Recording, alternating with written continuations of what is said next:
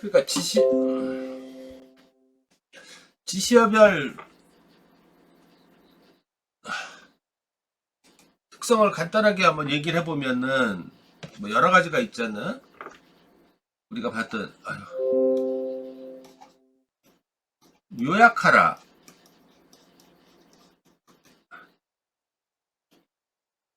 요약하라가 있죠. 요약하라. 그러니까 한마디로 얘기하면 핵심 논지를 밝혀라는 거야. 밝혀 짧게 정리하라는 얘기지, 그지? 라 이런 뜻이. 이러려면은 이제 핵심 어구가 드러나고 개념이 보이고 이렇게 하라는 얘기 저번에 얘기했고, 비교하라 라는 지시어가 있으면은 공통점과 차이점을 밝히라는 거, 특히 차이점을 밝히라는 얘기죠. 그러면 저번 시간 분석하라. 해석에서 좀 더 심층으로 들어간다 그랬지. 핵심 개념 또는 주제, 세부 관점 이런 것들을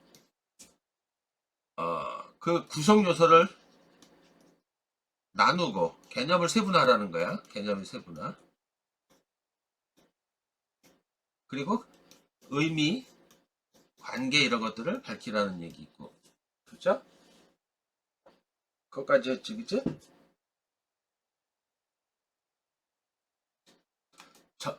획일적으로 그런 건 아니지. 음? 이런 내용들은 기본적인 요소들이지만 어디까지나 제시문의 문제와 제시문의 관계에 따라서 살피라 그랬지. 이 설명하라.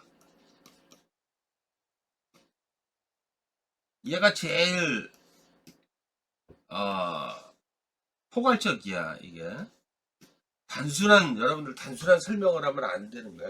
왜 그러냐면 설명하라는 지시어는 설명의 진술 중에 설명의 방법에 뭐 비교, 분류, 분석, 비판, 해석 이런 거는 모든 걸 포괄하는 게 설명의 진술 방식, 설명의 방법이라고 그랬잖아요. 그죠? 그러니까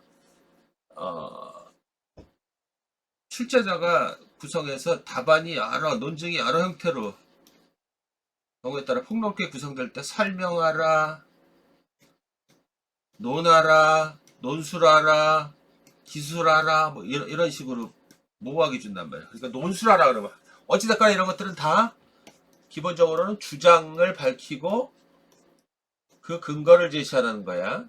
펼친 근거를. 근데 여기서 설명하라는 요 설명하라 이런 것 넘어가서 비평까지 할 것인지 플러스 대안 제시까지 가야 될 것인지 좀 더 심층적인 어떤 분석을 해야 될 것인지 이런 것들은 전적으로 문제와 지문의 관계를 보고선 따져봐야 돼. 그래서 설명하라가 그냥 단순하게 설명을 하고 그러면 안 되는 거야. 대체적으로 비판적으로 논증하라는 뜻이 들어가 있어. 알겠지? 자체가. 그러면 한번 텍스트를 우리가 보자고.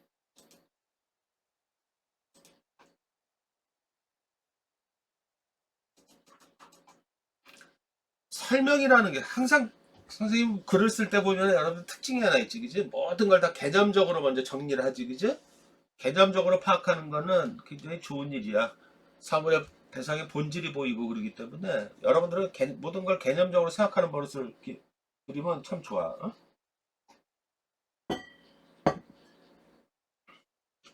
설명은 사물이나 개념을 알기 쉽게 풀이하는 진술 방식으로 내용 이해와 지식 전달을 목적으로 한다.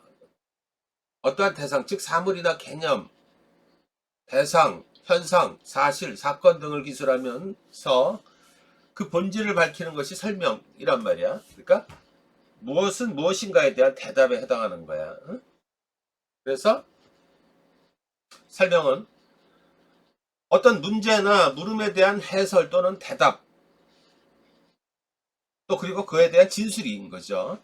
사물의 본질, 의미, 구성, 작용, 현상, 이유, 근거, 가치, 중요성, 기능, 목적 등등등 많은 여러 물음에 대한 대답이고 설명인 거야. 그죠? 설명을 위해서는 일반적으로 정의와 지정, 예시와 인용, 비교와 대조, 분류와 구분, 인과 분석, 묘사적 설명과 서사적 설명, 논증 등등 다양한 글쓰기 방법, 아까 말했듯이 즉 설명의 진술 방식을 활용하는 거란 말이야. 이것을 부연하면 무슨 뜻이냐? 설명한다라는 것은 상대방이 알지 못하는 사항이나 설령 알고 있다고 하더라도 어설프게 알고 있는 사항에 대해서 개념적으로 정의를 내리거나 이미 알고 있는 것과 다른 대상과 비교하거나 실제 사례를 제시하거나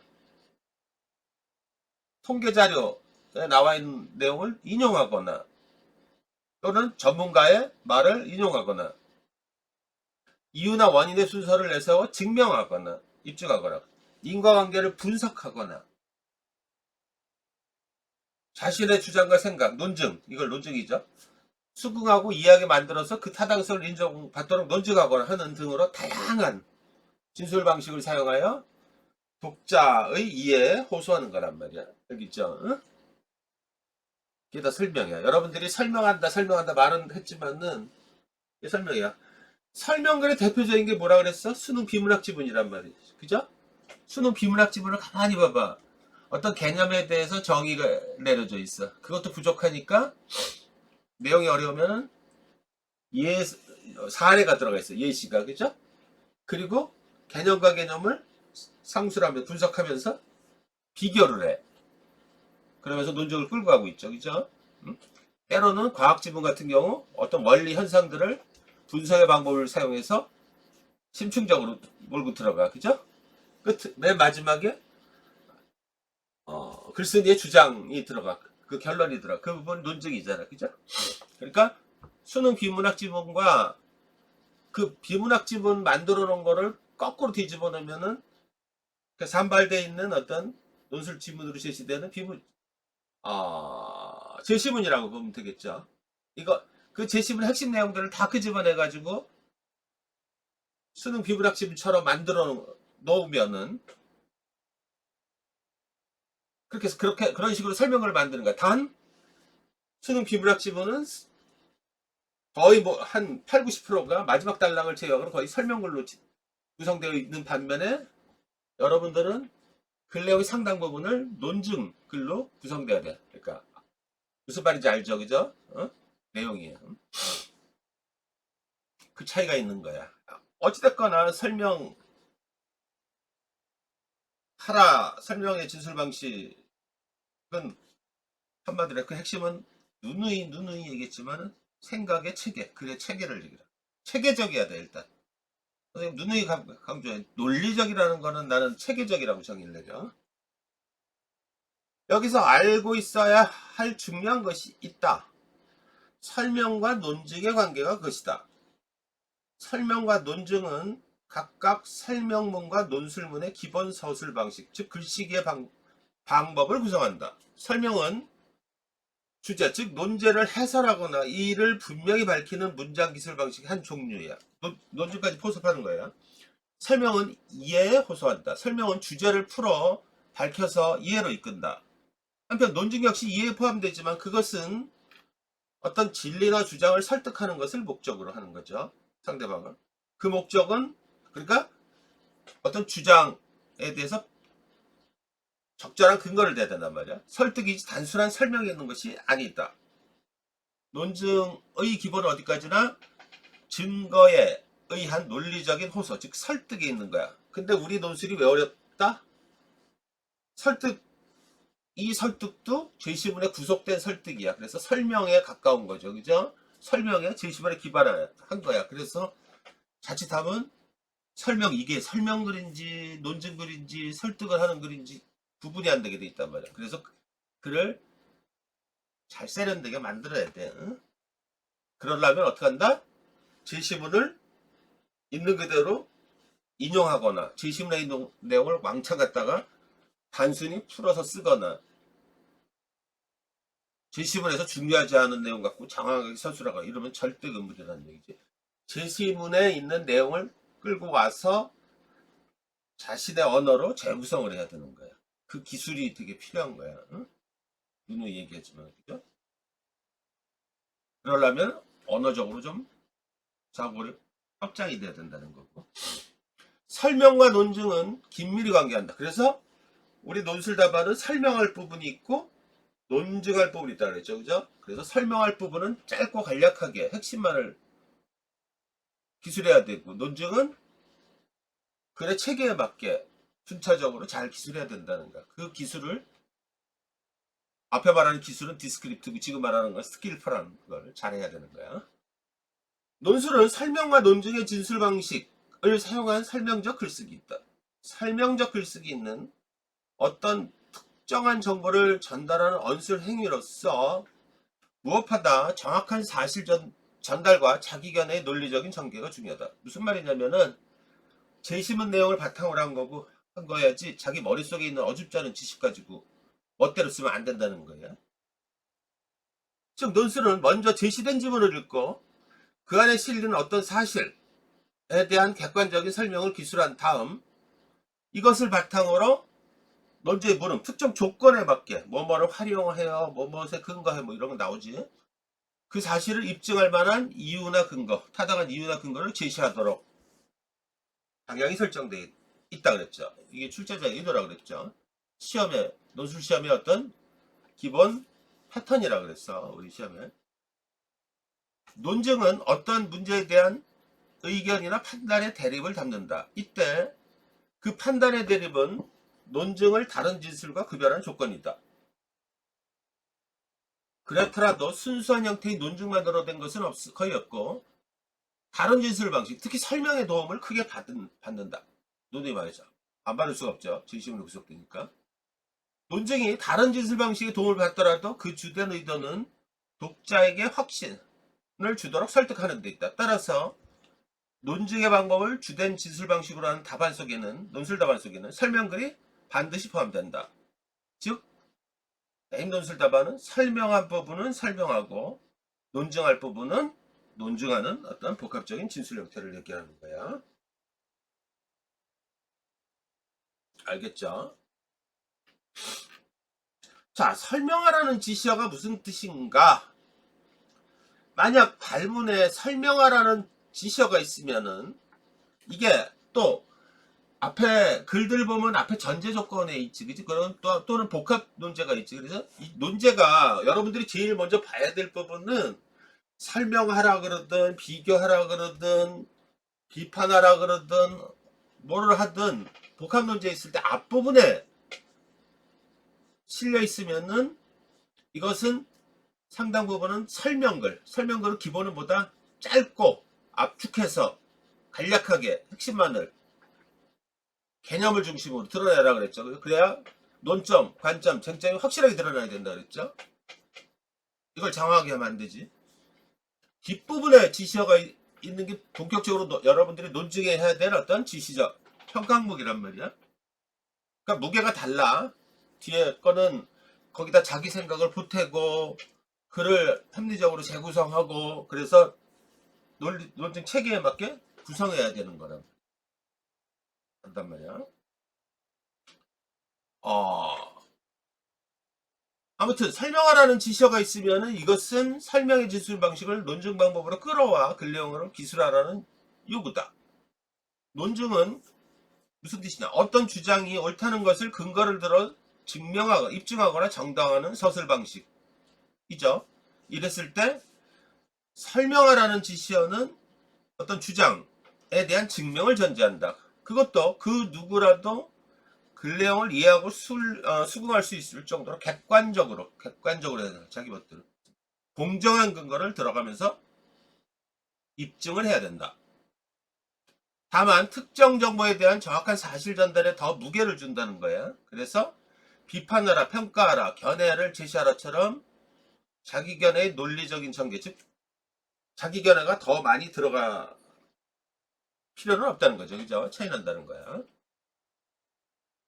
그런 점에서 설명하라는 지시어는 논증하라는 욕이라기보다는 논의하라, 논술하라 이런 욕에 더 가까워. 논의한다는 것은 자기 의견이나 주장이 옳고 바르다는 사실을 굳건한 근거, 이유를 내세워 기술하는 거야. 이때 말하는 논의는 설명, 즉 이해와 설득, 즉 논증의 중간 성질을 띠는 거야. 따라서 논술에 요구하는 설명하라는 지시어는 설득적 논증이라기보다는 설명적 논증에 더 가까워. 철저히 이런 거 다 몰라들어. 제시문 내용에 근거하여 해서 어떤 명제를 증거에 의해서 논리적, 객관적으로 서술하라는 것. 이것이 바로 설명하라는 논증, 지시어의 속성인 거야. 그죠? 잘 봐봐. 이게 무슨 뜻이냐. 무엇인가를 논의할 때는 사실 또는 논리의 바탕을 두고서 대상 또는 개념을 객관적으로 냉정히 서술해야 하므로 설득의 경우처럼 감정을 갖고선 상대방한테 호소하지 않는 거죠. 수학의 증명이나 판사의 판결물같이 사실을 입증하고 추론함으로써 함으로써 그 결과를 상대의 판단에 맡기는 거란 말이야. 수학이나 이런데 판결문 이런 게 막 주관이 들어가면 안 되는 거잖아요. 그죠? 어? 어디까지나 법조문에 의하거나 수학 공식에 의해야 되잖아. 어? 그렇게 쓰는 거란 말이야. 오직 제시문 내용에 근거해서 그 안에 들어있는 사실적 진술을 논의의 물음에 맞게 타당하고 충실하며 설득력 있게 그리고 객관적으로 소술하면 되는 거예요.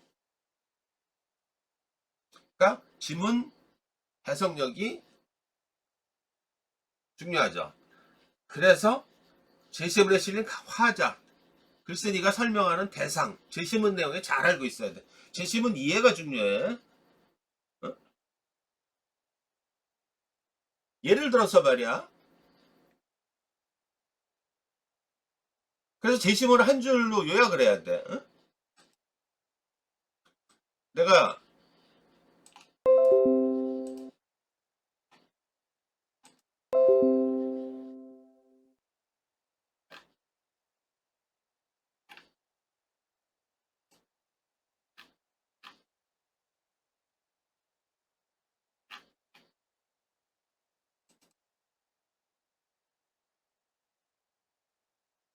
선생님 대입 논술 때문에 아까 잠깐 이거 아니다.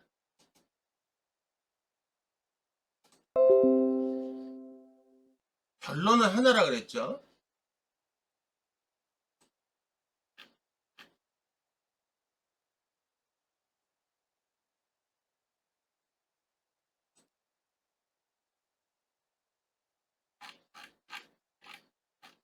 글을 하나 읽어봐. 2020년 인문 일수시에 지시문 1, 2, 3, 4는 시민적 자유와 책임의 근거에 대해서 이번 토요일날 수업할 거야.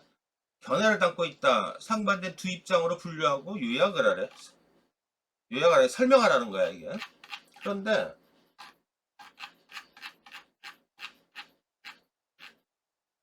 이 지문을 한번 보자고. 결론이 뭔지 봐봐. 막 왔다리 갔다리 하는 걸 그러니까 잘 읽어봐야 돼. 다 해설이야. 그러니까 막 빠르게 읽을 때 계속 한 경제학자는 시장 경제 또는 자본주의 경제를 인류가 발견한 최선의 경제 시스템이라고 보았다. 개인들이 자신의 이익만 추구하려 한다면 대부분의 경우 각자의 이해관계가 충돌하면서도 갈등만 빚어질 것이다. 그러니까 이 내용의 이 문제가 원하는 거는 개인의 자유를 더 중시할 것이냐 또는 뭐 공정성, 평등의 가치 또는 뭐 개인의 권리를 우선할 거야. 뭐 이런 내용들이야. 그러니까 자유주의와 공화주의 사상의 공동체주의, 공화주의라고 해도 되겠죠. 그 어떤 쪽을 더 우선시하느냐의 문제인데 하여튼 봐봐. 이게 이제 경제적인 관점에서 보는 거야. 쭉 따라가 보는 거야. 그러나 자기 이익의 자유로운 추구가 일단 시장이라는 공간에서 행해지기만 한다면 정부나 사회 전체의 계획과 같은 보이지 않는 손이 존재하지 않더라도 개인의 이익은 물론 사회 전체의 이익도 함께 구현될 수 있다는 것이다. 여기서 보이지 않는 손의 전제 조건으로 공감의 중요성도 함께 강조되었다는 점을 놓쳐서는 안 된다. 더 많은 이익을 얻기 위해 최선을 다하되 내가 상대방의 처지에 놓이더라도 공감할 수 있는 방식으로 최선을 다해야 한다. 쉽게 말하면 계속 구현하는 거야 지금. 그냥 쉽게 넘어가야 돼 결론. 이런데 집중하지 말고 결론으로 치닫고 가는 거야. 반칙하지 말고 규칙을 지키며 경쟁해야만. 자, 경쟁이 중요하다는 거야, 그지? 개인은 물론 개인의 사회 전체 이익도 극대화될 수 있다는 것이다. 여기까지 말하면 개인의 자유가 되게 중요한 거야, 그죠? 또 다른 경제학자는 시장에서 활동하는 가장 중요한 구성단위이자 의사결정 주체인 개인에 대해 제한적인 지식이라는 관점을 보였다. 개인은 제한적인 지식이라는. 예컨대 개인은 눈가리개를 두른 말과 같은 존재로 눈가리개 안에서 보이는 전경을 이해할 수 있어도 그것을 뛰어넘는 상황에 대해서는 알 수 없다. 즉 개인은 자신의 주변에 대한 제한된 지식만을 가지고 행동하는 존재다. 좀 때로는 뻘짓을 많이 한다는 거야. 그죠? 비합리적인. 전적으로 합리적일 수 없다는 거야. 그럼 이건 또 다른 내용이지. 그럼 여기까지 보면 또 개인에 대해서 또 비평을 해. 그지? 어? 이것도 다른 얘기야. 그지? 또 얘하고는 좀 대립이 되는 얘기지. 그지? 개인의 어떤 권리를 되게 강조하고 여기 그런다면 이는 정치가이든 경제학자이든 어떠한 개인도 사회 전체를 전망하거나 기획할 수 없음을 똑한다. 그러니까 얘와 또 대립되는 얘기를 하고 있어. 그러나 시장은 여기서 그러나 이런 데 습관적으로 치지 말라 했지. 여기도 그러나 그냥 그 흐름을 따라가면서 결론을 봐야 돼. 가격 시스템을 통해 개인들을 연결시킴으로써 하나의 질서로 신뢰받는 제도가 될 수 있다. 가격 시스템이 작동하는 시장은 제한된 지식만을 가지고 있는 개인들 하여금 자유와 정의를 충분히 누릴 수 있도록 해주는 공간이다. 결론적으로는 지금 개인이 우선하냐 사회가 우선하냐 그러면 사회, 개인의 권리보다 공동체의 권리를 우선하냐 그러면 공동체의 권리 이쪽으로 가고 있는 거야 지금. 맞다리 하니까 이걸 왜 이거 굳이 여러분한테 읽어주냐. 바보 같은 애들은 어느 자기가 보는 관점에서 어떤 것들 문장만 콕 집어내가지고 전체를 확대해서 그런단 말이야. 또한 시장은 자의적이거나 특수한 명령에 의한 강제가 아니라 추상적 원리의 강제에 의거해서 자원을 배분하는 시스템이며 경제적 자유를 보장하는 유일한 제도라는 점에서 인류가 도달할 수 있는 최선의 사형태를 할 수 있다. 개인이 모여 만든 시장은 화폐 언어 도시 등과 마찬가지로 개인들이 의도하지 않은 행동의 결과로 출현한 자생적 질서의 하나가 된다. 즉 시장은 오랜 시간에 걸쳐 여러 개인의 적극적인 상호작용 속에서 형성돼 일정한 질서를 구축한다는 것이다. 뭐 이런 쪽으로 지금 그러고 있어. 쓸데없이 길게 해준 거야. 여기 지금 보니까 별 내용도 없는데.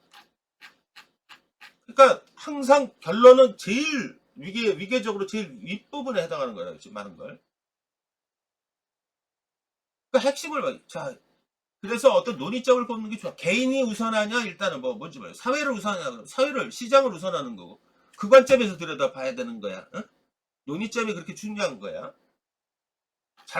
아마 많은 학생들이 긴장해가지고 제시문 4를 잘못 오독할 수도 있어. 어?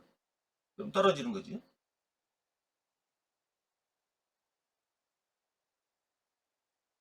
어, 아,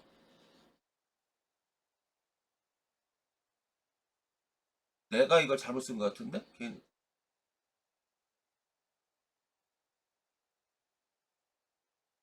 시장. 맞는 건데? 그러니까 시장은 불완전한 행위 주체인 개인들을 뛰어넘는 효율적 사회 구조로 개인은 시장에 보이지 않는 손을 따라서 최대한의 자유와 정의를 누릴 수 있다. 그러니까 이게 많이 부분집합으로 나중에 그 시험에 보자 오버랩이 된단 말이야. 뭘 보여주려고 그래? 수업 시간에 다시 열어보고 글을 갖다가 자기가 원하는 아까 있잖아 설명은 철저하게 제시문 내용에 기반한다 그랬잖아. 제시문 안에는 글쓴이가 자기 주장을 설명하기 위해서 별의별 짓을 다 하지 그죠? 어? 글쓴이의 글이 여러분들이 수능 비문학 지문 보듯이 반듯하다고 보면 안 돼. 그냥 지 멋대로 간단 말이야. 그죠? 그 흐름을 우리가 어떻게 쫓아가냐 이거야. 말을 보면은. 극단적으로 보면 어떤 경우도 있어. 니 책을 보면은 뭐 시인지 무슨 소설인지 철학인지도 구분이 안 되잖아. 그죠? 막 읊어낸단 말이야. 그러니까 이랬을 때 잘못하면 길을 잃고 헤맬 수가 있어요. 그러니까 뭐다? 철저히 묻는 게 뭐냐? 주제 개념이 뭐냐? 논의점이 뭐냐? 이거 따라서 그 시각에서 보는 거야. 그래서 결론이 뭐냐? 그래야지 잘못해서 들어가면은 이거 같기도 하고 저거 같기도 하고 또는 말이 막 디스토트 한다 그러죠.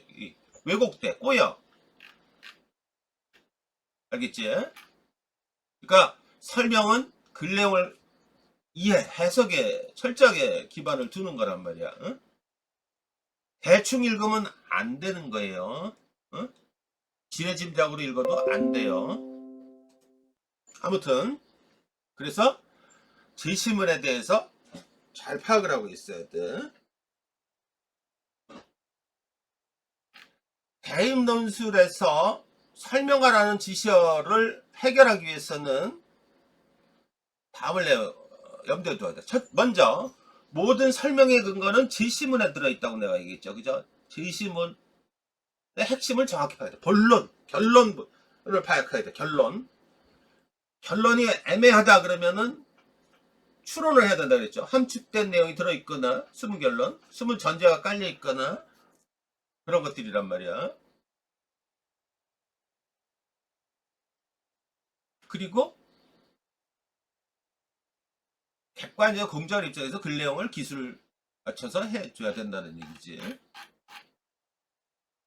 아무튼 설명하라는 말이 나오면은 여러분들이 설명하라는 지시어를 나오면 많은 학생들은 잘못해서 오독을 하는 게 무슨 어느 쪽으로 흐르냐면은 제시문의 내용을 대책 없이 퍼와가지고 그냥 나열하는 경우가 있어. 이거를 하지 말아야 되는 거야. 설명하라는 지시어가 나오더라도 제시문 내용을 필연적으로 끌어올 수밖에 없는데 최대한 아까 얘기했죠. 요약의 본질처럼 이게 논증에 설명하라도 논증 지시어잖아. 그죠? 그러니까 자기 것처럼 만들어줘야 된단 말이야. 그러니까 요약의 본질을 따르면 돼. 언어적으로 잘 재구성하게 만들란 말이야. 그죠? 중요한 것보다 글을 지시문에 있는 내용을 마구 퍼와서 대책 없이 장황하게 나열하는 거. 이거는 철저하게 막아야 되는 거야. 응? 그 자체가. 그러니까 설명하라는 지시어도 말 그대로 설명에 치중을 한다고 하더라도 일단 제시문에 논증 기술로 보면 제시문에 있는 결론을 서술하겠지. 그 뒷받침 이유를 되겠지. 여기까지는 제시문 내용이 있잖아. 그 다음에 이제 그래서 나중에 설명하라 그럴 때도 뭐 예시, 인용, 사례 이런 것들을 잘 끌고 와야 돼. 근데 수업하면서 그 기술적인 얘기를 해줄 거야. 잘 맞춰야 되는 거야. 하여튼 설명하라는 지시어가 제일 쓰기가 어려워. 그래서 봐봐. 이런 것들이 다 설명하라는 거야. 가에 제시된 장소의 개념을 바탕으로 가해도표를 설명하라. 항상 이걸 설명하라는 거는 제시문의 지시어가 복합 논증인지 단독 논증인지 단일 논증인지 그리고 내가 기술해야 할 답안 분량은 어느 정도 이런 걸 잘 보란 말이야.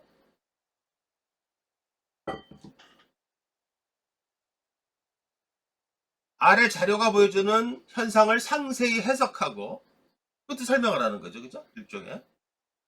그것을 활용해서 뭐 옹호해라. 성대 전형적인 문제지. 라에 나타난 국가 A의 인공지능 사용 정책에 대한 찬성률 추이와 그 원인을 근거해서 설명하라. 이런 것들이 연세대에서 설명하라는 말이 이렇게 나온단 말이야. 이 설명하라는 말이 나올 때 천자고 되게 복합적이란 말이야. 일단 제시문에 있는 내용, 논제 물으면 추이, 원인을 정확하게 끄집어내가지고 해설을 해줘야 되겠지. 그런 다음에 중요한 건 그걸로 끝나면 안 돼. 그것이 무엇을 의미하는 것인지 거기에 대한 타당한 근거, 논거를 제시문을 내용을 연장해서 거기 자기 생각을 보태서 끌어가야 된단 말이야. 그게 되게 중요한 거야. 그러니까 여기서 항상 설명하라는 논증 지시어가 말미에 있으면은 가로하고 비판적으로가 생각됐다고 봐. 그러니까 설명하라는 상당 부분은 다 비평하라는 의미가 강해. 대신에 비평하라에서 좀 더 객관적으로 제시문 내용을 끌어와서 서술하라는 쪽이 강한 거란 말이야. 그죠? 그러니까 단순하게 쓰면 안 되는 거야. 있는 내용. 나의 그림 1과 그림 2에 나타난 특징들을 분석하고 여기서 이를 가와 나의 근거와서 해석하라. 이것도 설명하라, 해석하라, 비평하라 다 포괄되는 거야. 여러분들은 그냥 논증 지시어, 특히 말미, 발문에 물으면 말미에 들어가는 거는 거의 다 비평하라는 뜻이라고 보면 돼. 그치? 논하라, 논술하라 이런 개념으로 보고선 이게 설명 플러스 비평, 설명 플러스 해석 플러스 자료, 비평, 해석 플러스 비평 플러스 근거, 제시. 보통 보면은 설명 플러스 비평. 아무튼 마지막에 한 줄을 한 문장을 더 끼워 넣을 수 있도록 되도록 노력을 하는 게 되게 좋아. 이런 천자. 그래서는 나의 생각을 일단 제시문을 다 봐야겠지. 가의 내용이 초래할 수 있는 사회 문제를 설명하고 이렇게 앞에 있다 그러면 뭐라 간략하게 써야 된다고 얘기했어. 핵심 논지를 보겠다는 얘기야. 들어는 이거 참. 그 해결 방법을 나에 근거하여 제시하라. 이 뒤에 제시하라, 이 설명하라가 논증하라는 거야. 그죠? 앞뒤가 다르단 말이야. 그죠? 앞에는 있는 그대로의 내용을 아주 압축해서 핵심 논지, 핵심 개념이 딱 드러나도록 써야 되고, 중요한 건 뒤에 제시하라는 거는 여기다가 타당한 근거, 뒷받침 근거를 제시하기 위해서 생각을 보태야 된다는 얘기지. 나에서 사는 가에 나타난 사회 문제와 관련된 설명이다. 가의 사회 문제가 발생하는 원인과 그 해결 방법을 드러내는 제시문을 찾아 1대1로 대응하여 논술하라. 이런 것도 다 설명하라는 거야. 예도 들어. 발생 원인 A에 대응하는 해결 방법. 이런 것들이겠지. 딱 봐도 제시문이 어렵다고 느껴지겠지. 특성을 서술하고 비평에 앞에 들어갔잖아. 그지? 이거. 일단 설명하라는 얘기야. 그죠? 앞부분에 들어가면은 짧게 쓰는 거. 자우지가 제시문에서 이렇게 복합 논제가 들어가면은 이 앞부분은 다 전제에 해당하는 것들이란 말이에요. 그러니까 여러분들이 앞부분을 장황하게 쓰면 망해요. 어? 간략간략하게 핵심을 드러내야 돼. 거기서 논점이 명확하게 드러날 수 있도록 잘해야 돼. 여기서 중요한 거야. 근거하여. 근데 여기서 보면은 참고로 만약에 거기서 딱 예외가 있어. 예외가 이것처럼 읽어보면 이거 반대야. 이러한 특성을 고려해서 태도를 해석을 하라. 아니요, 견해를 제시하라. 해결 방법을 제시하라. 태도를 하라. 이거는 반대야. 얘는 뒷부분은 그냥 양념처럼 갖다가 지네들이 글자 수 더 채우고 보려고 낸 거기 때문에 이럴 때는 앞부분, 이게 이 서술하라. 이 설명하라는 게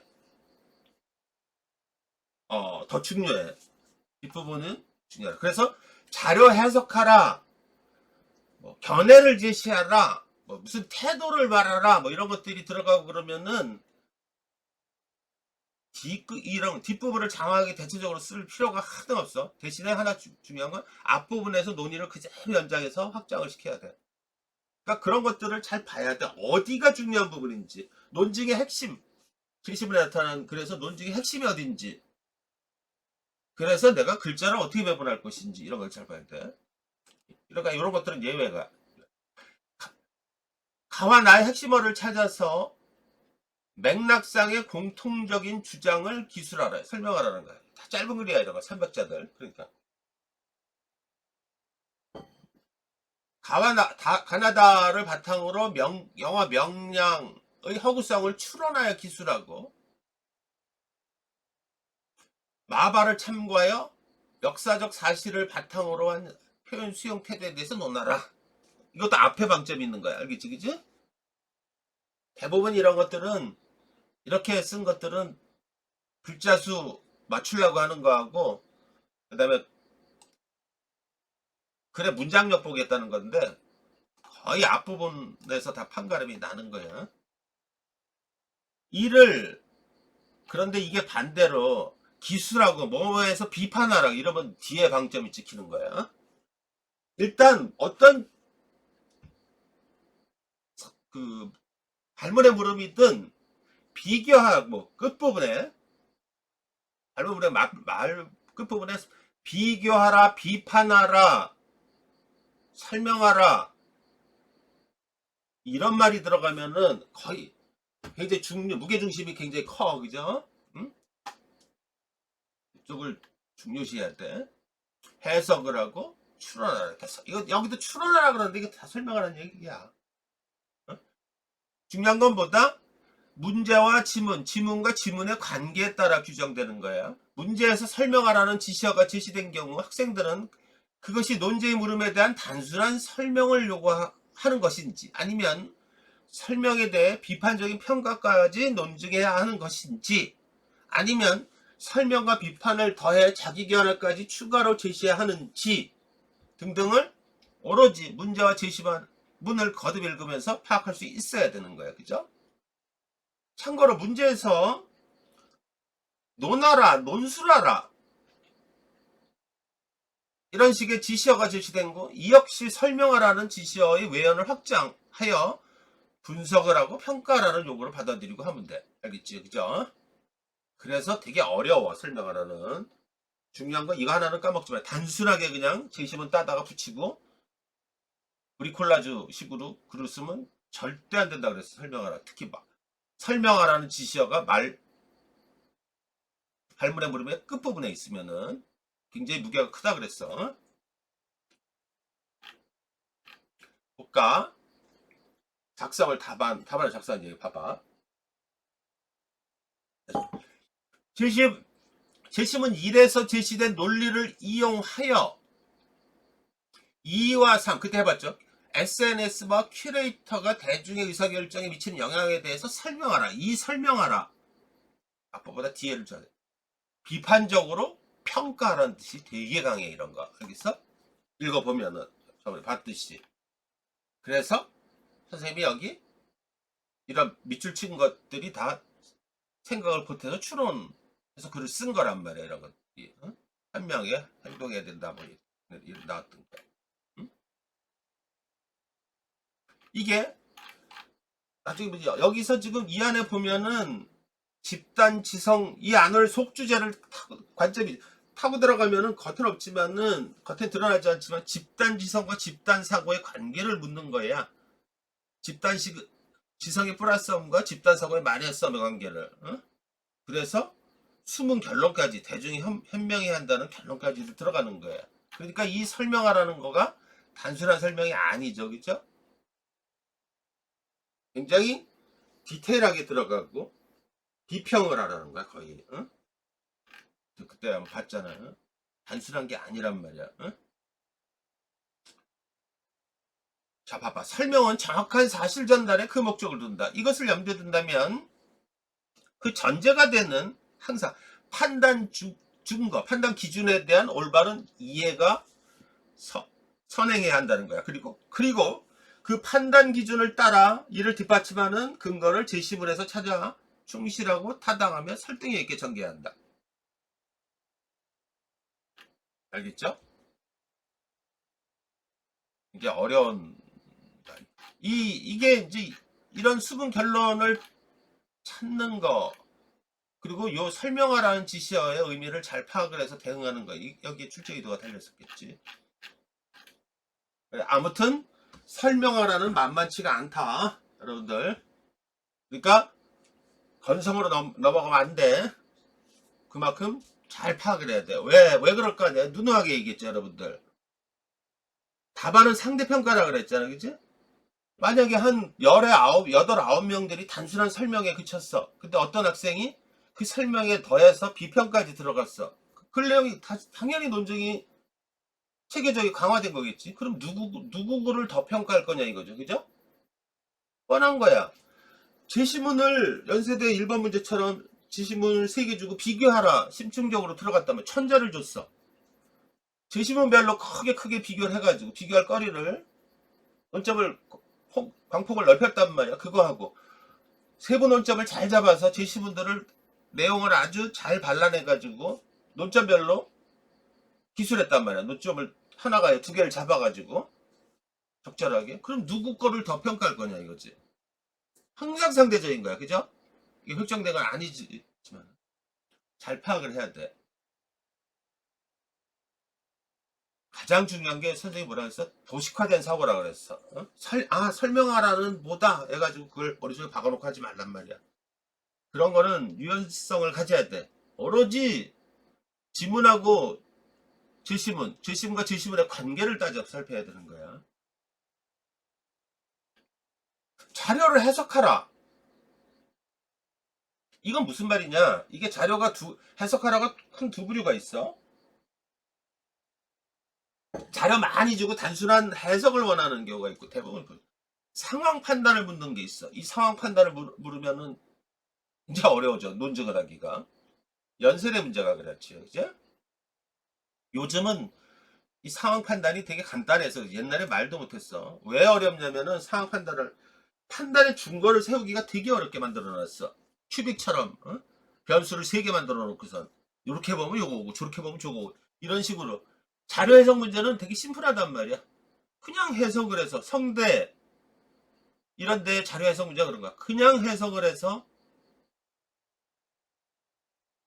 해석된 결과 재해석을 한다면 그거를 논지의 물음에 맞게 연결하면 끝나는 거거든. 근데 이 상황 판단은 판단해 준 거를 잘못 세운 이거 똑같은 거야. 이게 뭐냐면은 어떤 거랑 유사하냐면은 1번 문제에 비교하라는 문제 제시문 3개를 줬는데 예를 들면 제시문 가와 나는 뚜렷하게 관점별로 대립이 되는데 이 다해서 빌어먹을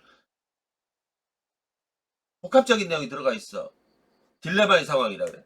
이렇게 보면은 이 부분은 가의 내용과 유사하고 이렇게 보면 이 부분은 나의 내용과 유사하고 막 이런 게 막 뒤죽박죽 그런 거야. 그러니까 이럴 때 항상 자료 비교를 하거나 해석을 하거나 판단해 주는 거가 그렇게 중요해. 이거 잘못 흔들리면은 오락가락 하는 거야, 글이. 그거 보겠다는 거야. 그러니까 연세대 논술에 연세대가 표방하는 논술의 특징을 알면은 이해되겠지. 다면사고라 그랬죠. 그죠? 다면사고. 다각도로 사고할 수 있다는 얘기야. 그 얘기는 뭐야? 2가지야. 판단해 준 거를 얼마만큼 좀 창의적으로 폭넓게 세웠느냐. 그리고 그 뒷받침 거를 얼마나 충실하게 타당하게 설득력 있게 됐느냐. 그 싸움이란 말이야. 그래서 연세대 논술은 이전에는 지금은 잘 모르겠는데 옛날에 보면은 굉장히 기발하게 쓰는 애들도 있었어. 그런 애들이 높게 평가를 받는 거야. 그렇게 준 거야. 마치 이런 거랑 비슷하죠. 원리를 따지면은 그 시험인데 그냥 운전면허 시험처럼 막 1차 시험처럼 T자, S자 막 딱딱 규칙적으로 주는 게 아니라 이거는 넓게 폭넓게 준 거란 말이야. 선생님이 운전면허를 군대에서 배웠는데 군대에서 면허가 되게 나 카투사였으니까 되게 심플한 거야. 면허 시험을 본다 그러더니 집차를 타래. 옆에 미군 놈이 하나 거기 있고 그냥 다짜고짜 그러더니 간단하게 뭐 배웠지 그러는가 운전 뭐 시동 걸고 뭐 배웠지 그러는가 깜빡이 배웠지 그러더니 가 그러는 거야. 응? 뭐야 그래 캠프 한 바퀴 도는 거야. 응? 캠프 돌면서 뭐 별거 다 만나고 뭐 이러지 왔다 갔다 씻고 막 식은땀 나지 그지 한 바퀴 돌면서 뭐 급브레이크도 사고 뭐 어쩌고 저쩌고 뭐 이러다 한 번 하더니 그냥 합격 뭐 이러는 거야. 응? 거기서 큰 사고 나면 이제 불합격이고 걔네는 몰라 군대에서만 그런 건지 난 모르는데 굉장히 실질적이더라고. 응? 우리처럼 딱딱 주는 게 아니라 그러니까 그러면서 나중에 그 얘기를 하더라고. 자, 군대에서 나는 미군들한테 많은 걸 배운 것 같아. 어떤 생각이 어떤 사고 나고 사고 나고 뭐 이런 것들이 중요한 게 아니라는 거야. 그 상황에 대처하는 능력을 본다는 거야 자기는. 어? 어떤 돌발 상황들도 많잖아, 그지? 그랬을 때 그 대처하는 게 아 얘는 좀 괜찮은 것 같다 그러면은 합격을 주고 왜냐면 운전은 좀 있으면 숙달이 되는 거니까. 응? 그 얘기를 하더라고. 논술도 마찬가지인 것 같아. 응? 그런 잠재력을 보는 것 같아. 여기 봤을 때는. 그게 안 보일까? 보여. 글을 보면은. 응? 글을 보면 보인단 말이야. 그러니까 여러분들이 하지 말아야 될 게 뭐다? 굉장히 특히 연세대 이런 데를 치른다 그러면은 뭔가 촌스러워 보이는 글 있잖아. 그죠? 어? 촌스러워 보이는 게 뭐야? 기계적이고 딱딱해 보이고 뭔가 암기해서 뭐 쓴 것 같기도 하고 섣부른 지식으로 쓰는 것 같기도 하고 뭐 이런 것들 있잖아. 여러분들 봤을 때 촌스러운 거 스스로 알 거야. 그렇게 쓰면 안 되는 거야. 없어도 있어 보이게 쓰고 그지? 어? 그 있어 보이게 엣지 있게 써야 돼. 엣지 있게. 뭐 다른 상위권 대학들은 응? 그 엣지 있게 쓰는 게 어렵냐? 그렇지 않아. 그러니까 좀 엣지 있게 쓰는 연습을 좀 하란 말이야. 그러려면 어떻게 한다? 제일 좋은 거는 자신의 글을 자꾸 고쳐봐야 된단 말이야. 그죠? 자꾸 고쳐 보면은 엣지 있게 쓰게 돼 있어. 응? 이게 그런 연습을 좀 해줬으면 좋겠다는 거야. 그러니까 모르는데 자꾸 그걸 드러내는 식으로 행동하지 말고 모르는 것을 좀 더 감출 수 있어야 되잖아. 그래서 선생님 저번에도 얘기했잖아. 결론 부분을 아주 임팩트 있게 쓰고 잘 해석한 뒷부분을 그냥 중원 부분 뒤로 다 빼라고. 응? 그런 기술적인 것들을 좀 동원하면 좋지, 그지? 근데 앞부분부터 그냥 막 횡설설하고 그러면은 쟤 뭐야 그러는 거란 말이야, 그죠? 상황 판단형 문제는 인문, 사회, 경제, 자연과학 등 다양한 분야에서 접하게 되는 현실의 시대 상황, 구체적인 사회 이슈, 각종 정책에 대한 의사결정 관련 사례 등을 소재로 삼아 출제한다. 따라서 학생들은 평소 사회 문제에 관심을 두고선 그 문제의 본질, 대안 및 실행 전략, 그리고 실행과 집행에서 나타날 수 있는 결과 등을 예측하면서 연습한다. 좌우지간 선생님이 하루 날 잡아 며칠 날 잡아서 정리를 해줘야 된다 그랬죠. 최근 2, 3년간 우리 사회에서 또는 국제사회에서 일어나는 어떤 대형 이슈들, 문제점, 뭐 사례, 뭐 이런 것들을 여러분들이 다 알고 있을 거라고 생각했는데 전혀 모르더라고. 그러니까 그 본질이 뭔지 아마 선생님이 그거를 정리한 다음에 그것도 마찬가지 하루 날을 잡아서 철학적인 물음하고 연결시켜서 내가 간단간단하게 대답을 해줄 테니까 꼭 기억을 하고 있어야 돼. 응? 그렇게 해서 내는 거란 말이야. 어떻게 관련이 되는지 전혀 다른 것 같은데 우리 상황에서 우리 지금 현실에서 벌어지는 이게 철학적으로 또는 과학적 사회과학적으로 잘 연결된단 말이야. 그렇게 해서 문제가 나오는 거야, 그치? 어? 그런 문제가 많이 나오는 거야. 그러니까 우리가 시중에서 뭐 최저 임금제 때문에 그 몇 년 전에 얘기지, 그지? 임금제 때문에 뭐 문제가 많다 어쩌고 그럼 여러분이 와닿질 않잖아, 그죠? 아니 시급을 뭐 8천 원에서 만 원으로 올리는데 그 뭐 그렇게 올려줄 수도 있는 거지 그러는데 이렇게 되면 뭐 자영업자가 망하고 뭐 기업 경쟁력이 떨어지고 어쩌고 저쩌고 막 이런단 말이야. 이게 뭔 소리래 그러는데 자료 같은 거 딱 제시하면 바로 나온단 말이야. 자료 있는 걸 그대로 주고 보면은 응? 그랬을 때 그 본질, 그 안에 들어있는 거, 어? 간단한 경제적인 어떤 이론 또는 사회 과학에서 많이 즐겨 쓰는 어떤 뭐 이런 법칙들을 대입하면은 아 이게 이런 거구나 이렇게 해서 나온단 말이야. 그게 시험에 나오는 거야. 응? 그거 보겠다는 거고. 아무튼 학생들이 상황 판단형 문제를 풀기 어려워하는 것은 다음 이유 때문이야. 첫째, 자 가치 판단의 제 관점에 따라 자료가 달리 해석될 수 있도록 유도하는 이른바 딜레마 상황을 자료에 담아 출제하기 때문이다. 딜레마 상황이라는 게 모순된다는 것보다 근원을 따지면 자료 해석에 있어서 판단가가 되는 것들을 제멋대로 설정한 거야. 그래서 어떤 기준에 맞춰 설정하고 또 어떻게 서술해야 할지 헷갈리게 만들어 놓은 상황이란 말이야. 그죠? 그러니까 쉽게 얘기하면은 여러 각도로 생각할 수 있게 만들어 놨다는 거야. 그래서 잘못하면 해석의 오류를 일으키게 충돌하게 만들어. 어? 이렇게 얘기했는데 다른 기준하고 이제 상충이 돼가지고 실제로 그런 답안들이 굉장히 많아. 어? 논증력을 보겠다는 거야. 이전에 자료를 구성하는 변인을 3개 제시함으로써 판단과 해석의 기준을 흐트러뜨리는 경우가 있어. 어디다 기준을 둬야 될지. 이때 자칫 판단 기준을 잘못 잡아 해석한 경우에 마치 순환 오류 같은 그 논리체계 혼동을 일으키는 경우. 그래서 논증이 망치는 경우가 있어. 둘째는 표와 그래프로 이루어진 자료를 해석하면서 논제의 물음에 답하고 또한 그 물음에 활동한 논거를 제시해. 무슨 얘기냐? 짧다 이거지, 그지? 내용적으로 그걸 풀어내는 기술이 있어야 돼, 그지? 서술 능력이 있어야 된단 말이야. 잘못하면은, 그러니까 글을 요약글만 보고 짧게 해석 글을 제대로 써보지 않은 애들 보면은 글이 굉장히 거칠고 앞뒤가 안 맞고 막 주어 목적어가 막 생략돼 있고 막 이런 거란 말이야, 그죠? 그러니까 이게 뭔 소리라 이러는 거야. 그걸 잘 펼쳐내기가 어렵다는 거지. 해답 중에 하나는 제시문하고 그 자료하고 같이 딸려 나오는 키워드들이 거기다 죠. 그거는 빠짐없이 잘 써먹어야 돼. 응? 그리고 비문을 만들지 말아야 돼. 그러니까 서술 능력이 잘 돼 있어야 된단 말이야. 알겠지, 그지? 그 얘기야.